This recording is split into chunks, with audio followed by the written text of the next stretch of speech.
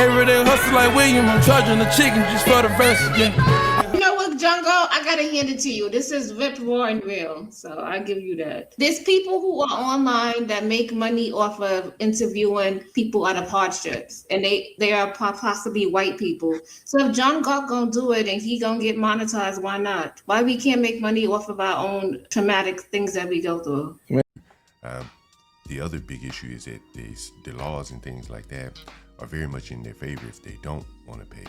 But the bigger issue is the lack of morals and the lack of just pride in themselves, and that they will live off someone for free. So here's a tenant that I have, and I'm going to let you look at the exchange that I have with this tenant. And this really shows you the problem of renting to blacks, and it affects all of them. No matter how good or bad the black person is, they are going to be painted with this same broad brush here. So here is some of the text messages from my Twitter account. I've lived here for 3 months, which makes me a tenant under DC law.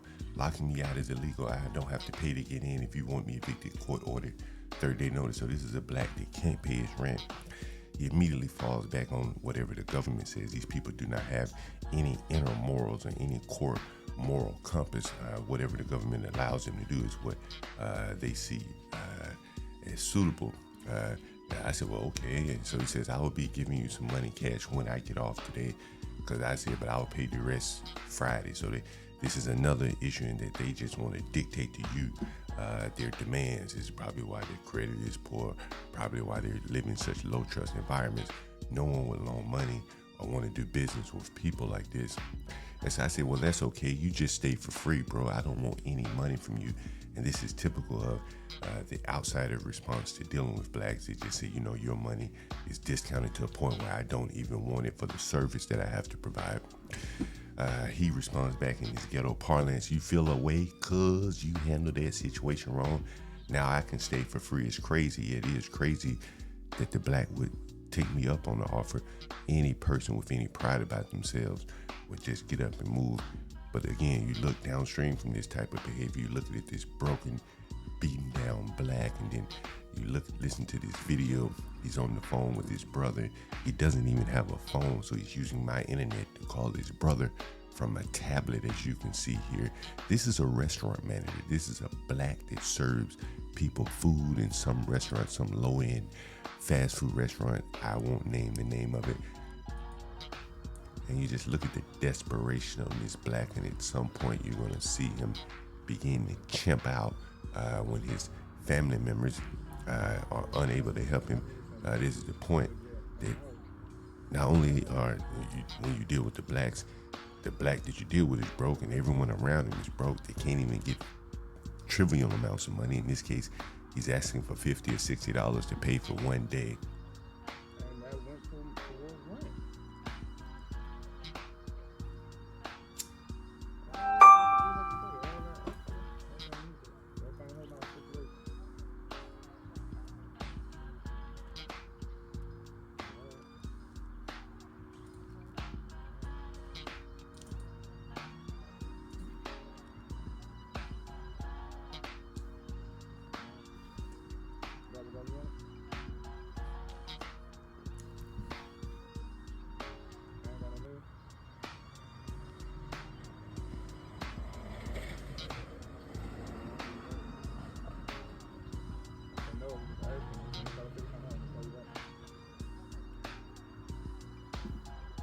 You back. Let me try to figure something out. And so you can hear the frustration rising in the black's voice here. Brother, he can help you out. Oh, okay. And you heard him say, my brother's going to text me back. But again, this is a trivial amount of money. These blacks can't go to friends and family. They burn all of their bridges. So when you rent to them, basically you're renting to someone with no help financially from friends, family, anyone like that. And so here's more of the text exchange from the black. This is from yesterday. So I said, today is Monday.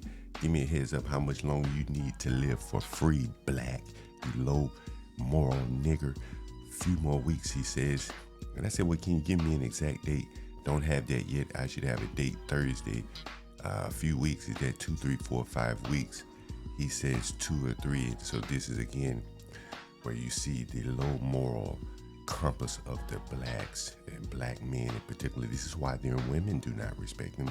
This is why, in my opinion, blacks have so much problems with relationships downstream. You have men with no spine, no backbone, nor a moral compass. What woman would want them? And on the other side of the coin, what man would want some of these bull madness? Once again, I am John Galt, the urban landlord, bringing it to you. Rough, rugged, and raw. Thank you for joining. I'll talk to Chaotic Truth. That's why I apologized to Chaotic Truth the other day, because Chaotic Truth ain't really been disrespectful. He just supporting a disrespectful motherfucker. That's why I said what I said about him. I didn't do shit to John, but John is a flea. That nigga's a flea. I don't give a fuck if you get 100,000 subscribers. He's a fucking flea, a slumlord flea. But I'm over it now.